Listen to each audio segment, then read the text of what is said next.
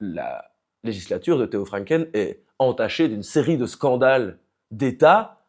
On ne comprend même pas comment ce type est encore ministre aujourd'hui dans le nouveau gouvernement fédéral. Pour n'en citer que un, la collaboration avec le régime soudanais pour faire venir la police secrète soudanaise pour qu'elle repère dans les files devant l'Office des étrangers les ressortissants soudanais pour qu'elle puisse plus facilement les rapatrier dans son pays dans lequel ils seront par ailleurs torturés, voire tués. Ça, c'est Theo Franken, ça a été fait, c'est su, c'est documenté. Le scandale du trafic de visas pour les Syriens chrétiens. Donc à ce moment-là, on retrouve le schème de l'islamophobie. On commence à accueillir, donc à l'époque, c'est la crise des réfugiés syriens, dite crise des réfugiés syriens à partir de 2015. Les Syriens ont un gros taux de reconnaissance au début de la dite crise. Et puis à un moment, ces taux de reconnaissance s'affaissent. Je n'ai pas les chiffres en tête, vous irez voir ça, vous pourrez retrouver les statistiques.